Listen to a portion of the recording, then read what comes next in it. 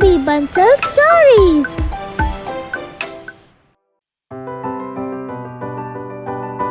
उस दिन स्कूल में सबको अलग अलग प्रोजेक्ट्स दिए जा रहे थे। अमन, सूरज और मधुर तीनों पक्के दोस्त थे। टीचर ने उन्हें अपने पास बुलाया और बोले, बच्चों, तुम लोगों को ऐसे 6 पत्तों को इकट्ठा करना है जिनका रंग हरा ना हो। अगले दिन छुट्टी थी। सुबह वो तीनों गांव के जंगल के बाहर मिले और साथ में जंगल के अंदर गए। करीब 1 घंटे ढूंढने के बाद उन्हें पत्ते तो मिल गए, लेकिन वो रास्ता भूल गए। तीनों रास्ता ढूंढने के लिए घंटों जंगल में भटकते रहे। वो थक हार कर एक पेड़ के नीचे बैठ गए। शाम हो चुकी है, लेकिन बाहर निकलने का रास्ता नहीं मिला। बहुत जोर की भूख लगी है और प्यास भी। प्यास तो मुझे भी लगी है। हमें हिम्मत से काम लेना होगा दोस्तों। मुझे तो डर लग रहा है। थोड़ी देर में रात भी हो जाएगी। चलो रास्ता ढूंढते हैं। हम ऐसे थक कर नहीं बैठ सकते। तीनों उठे और फिर से रास्ता ढूंढने लग गए। थोड़ी दूर चलने के बाद उन्हें एक खंडहर नुमा बंगलो दिखा। तीनों उस ओर जाने लगे। यहाँ पानी मिलेगा? ये तो अंदर जाकर ही पता चलेगा। तीनों अंदर गए। सामने एक ऊंचे से पत्थर के ऊपर भेड़िए की एक मूर्ति लगी हुई थी जो आसमान की ओर देख रही थी। वो जगह सुनसान थी। बेतरतीब तरीके से घास इधर उधर उगी हुई थी। दीवारों पर काई जमी हुई थी। वहीं एक तरफ कुआं भी था। तीनों वहां गए। अंदर पानी था, लेकिन वहां तक पहुंचना नामुमकिन था। पानी मिला भी तो कुएं के अंदर। तो जा, कूद जा अंदर और पानी पी ले। तुम लोगों को मजाक सूझ रहा है? रात यहीं जंगल में बितानी है क्या? ये सुनकर सूरज और मधुर चुप हो गए। तीनों खंडहर के अंदर गए। अंदर एक हीरे जवाहरातों से जड़ी हुई कुर्सी रखी हुई थी और उसके सामने दाएं और बाईं ओर बहुत सारे फल रखे हुए थे। एक बड़े से तसले में पानी भी था। मधुर और सूरज बिना कुछ सोचे समझे फलों पर टूट पड़े। फल बहुत ही ज्यादा स्वादिष्ट थे। उन्होंने भर पेट खाया, लेकिन अमन खड़ा होकर ये सब देख रहा था। उसे कुछ ठीक नहीं लग रहा था। दाल में कुछ तो काला था। तुझे भूख नहीं लगी है? बहुत स्वादिष्ट फल हैं। खाकर तो देख। यहाँ कुछ तो गड़बड़ है। इससे पहले कोई मुसीबत आ जाए। चलो यहाँ से चलते हैं। रुक जा, पानी तो पी लेते हैं। ये कहकर मधुर और सूरज पानी पीने लग गए। पानी पीने के बाद जैसे ही वो चलने को तैयार हुए, उनका सर घूमने लगा। वो दोनों वहीं बेहोश हो गए। अमन दौड़ता हुआ उनके पास पहुंचा। मधुर, सूरज, क्या हुआ तुम्हें? अमन को डर लगने लगा। रात भी होने लगी थी। अमन ने उनके चेहरे पर बार बार पानी छिड़का। वही पानी बहता हुआ बाहर मूर्ति की ओर जा रहा था। बहुत मेहनत के बाद दोनों को होश आया। रात हो चुकी थी। हमें क्या हुआ था? हमारे ऊपर पानी किसने छिड़का? ये फल खाकर तुम दोनों बेहोश हो गए थे। इसीलिए मम्मी कहती है किसी का दिया नहीं खाना चाहिए। अब चलो जल्दी। दोनों उठ खड़े हुए और फुर्ती के साथ अमन के पीछे पीछे बाहर जाने लगे। अंधेरा हो गया था। आधा चांद आसमान में निकल आया था। उसकी रोशनी भेड़िए की मूर्ति पर पड़ रही थी। जिस पानी को अपने हाथों से छिड़क कर अमन ने सूरज और मधुर को बेहोशी से उठाया था, वो बहकर मूर्ति की जड़ों में पहुंच चुका था। वो तीनों उस खंडहर से बाहर निकलकर आगे बढ़ ही रहे थे, तभी अचानक से बिजली कड़की और सीधे आकर भेड़िए की मूर्ति पर गिरी। तीनों वापस उस ओर पलटे। उस मूर्ति में जान आ गई थी। ये भेड़ियों का मुखिया भूरा था।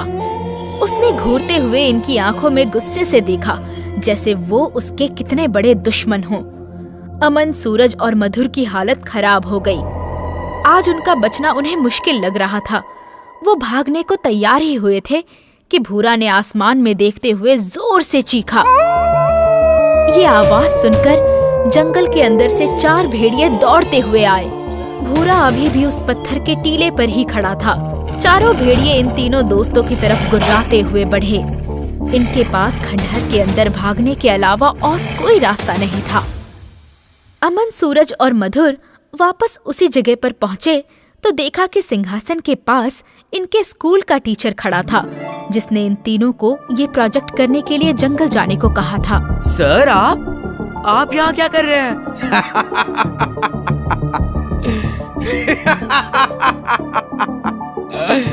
मैं तुम्हारा टीचर नहीं, बल्कि भूरा भेड़िया का सेवक हूँ। ये कहने के साथ ही वो भेड़िए में तब्दील हो गया। पैरों की आहट सुनकर तीनों वापस पलटे तो देखा कि विशालकाय भूरा भेड़िया अन्य 4 भेड़ियों के साथ चलता हुआ अंदर आया। इससे पहले कि वो उन्हें कुछ नुकसान पहुंचाते, अमन के इशारे पर तीनों सीढ़ियों से ऊपर की ओर भागे, लेकिन सूरज का पैर लड़खड़ा गया और वो वहीं पर गिर गया। एक भेड़िया दौड़ते हुए उस ओर भागा और पंजा मारने के लिए छलांग मारी। अपने दोस्त को मुसीबत में देखकर अमन भी उस ओर दौड़ पड़ा और उस भेड़िए ने जैसे ही उनकी तरफ छलांग लगाई, अमन भी एक भेड़िए में तब्दील हो गया और उसने सूरज की तरफ बढ़ रहे भेड़िए को पंजा मारा। वो दूर जाकर गिरा, फिर नहीं उठ पाया। सूरज और मधुर ये देखकर हैरान थे, आखिरकार उनका दोस्त भेड़िया कैसे बन गया। अमन ने पानी के तसले में खुद को देखा तो हैरान रह गया। ये देखकर भेड़िया बने टीचर ने कहा, क्या सोच रहे हो? यही कि तुम भेड़िए कैसे बने? दूसरी ओर खड़ा भूरा सिंहासन की ओर बढ़ते हुए बोला, मैं बताता हूँ तुम कौन हो। तुम भेड़ियों के देवता, भेड़ियासुर के पुत्र हो। हमारे यहाँ एक नियम है, जो देवता को मारेगा वो भेड़िया लोक का देवता बनेगा, उसे सारी शक्तियां मिल जाएगी। मैंने तुम्हारे पिता को मारने की योजना बनाई, लेकिन उसे ये बात पता चल गई थी। इससे पहले कि वो मुझ तक पहुंचता, मैंने उसे धोखे से मारने की कोशिश की। मुझे लगा कि उसके मरने के बाद सारी शक्तियां मुझ में आ जाएगी, लेकिन मरते मरते उसने मुझे पत्थर का बना दिया और अपनी शक्तियां तुम्हारे अंदर डालकर तुम्हें मानव के वेश में डाल दिया और इंसानों की बस्ती में छोड़ आया, ताकि मेरे सैनिक तुम्हें मार न दें। ये श्राप तभी टूट सकता था जब उसका कोई वंशज मुझे पानी दे। तुम्हें जंगल बुलाने के लिए मेरा सेवक तुम्हारे स्कूल में टीचर बना और प्रोजेक्ट के बहाने तुम्हें जंगल भेजा। अनजाने में तुमने आज मुझे पानी दे दिया। अब मैं तुम्हें मारकर नया देवता बनूंगा। अगर अभी मैं देवता हूँ तो वो सारी शक्तियाँ मेरे पास भी होंगी। हाँ बच्चे, लेकिन तुम्हें नहीं पता वो कौन सी शक्तियां हैं और उनका इस्तेमाल कैसे करना है। पकड़ो इसे। भूरा के आदेश पर बाकी चारों भेड़िए उसकी तरफ दौड़े। मेरी पीठ पर बैठो। सूरज तुरंत उसकी पीठ पर बैठ गया। मधुर ने भी ऊपर से छलांग मारी और अमन की पीठ पर बैठ गया। अमन ने दौड़ लगानी शुरू की और खंडहर से बाहर भागा। भूरा ने अपने बाकी के साथियों के साथ उसका पीछा करना शुरू किया। अमन ये समझ चुका था कि इनसे भागकर नहीं बचा जा सकता, इनसे लड़ना ही पड़ेगा। एक पेड़ के पास पहुंचकर अमन रुक गया। तुम दोनों पेड़ पर चढ़ जाओ और जब तक मैं ना कहूँ उतरना मत। दोनों तुरंत बंदर की तरह पेड़ पर ऊपर चढ़ गए।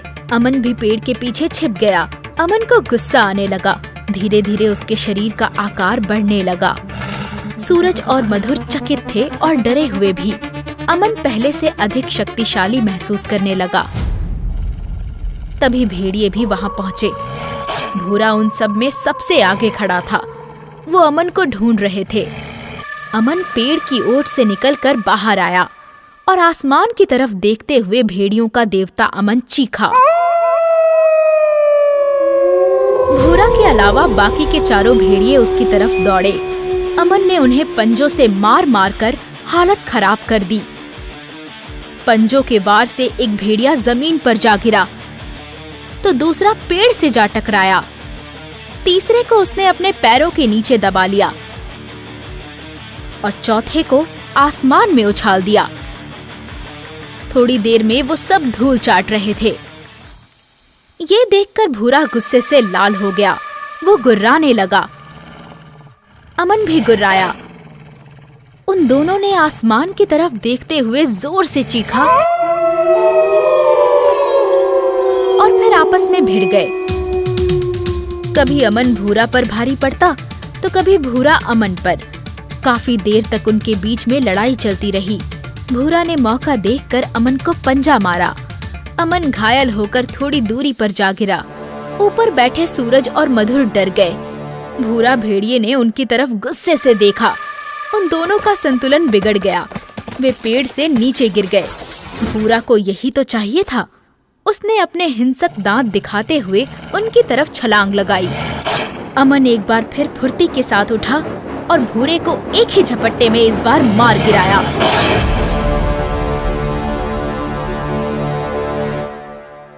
वो खुद भी बेहोश हो गया। सूर्य की पहली किरण अमन के चेहरे पर पड़ी तो उसकी आंखें खुली। सुबह हो चुकी थी। सूरज और मधुर उसके पास ही बैठे थे। मधुर, देखो इसे होश आ गया। अमन, तुम ठीक हो ना? अमन बिजली की रफ्तार से उठकर बैठ गया। वो भेड़िए, तुम लोग ठीक तो हो ना? उन सबको तुमने मार गिराया। हम लोग बिल्कुल ठीक हैं। मुझे माफ कर दो। मेरी वजह से तुम लोगों को भी मुसीबत का सामना करना पड़ा। रात गई बात गई। घर वाले हमें ढूंढ रहे होंगे। चलो चलते हैं। तीनों उठ खड़े हुए और जिस तरफ से गाड़ियों के आने जाने की आवाज आ रही थी उस तरफ बढ़े।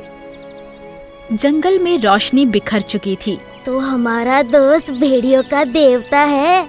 हाँ शायद, लेकिन ये बात तुम लोग किसी को बताना मत। ये राज सिर्फ हम तीनों के बीच ही रहेगा। अमन ने अपनी हथेली आगे की। सूरज और मधुर ने उस पर अपना हाथ रखा और एक साथ तीनों चिल्ला उठे, दोस्ती जिंदाबाद।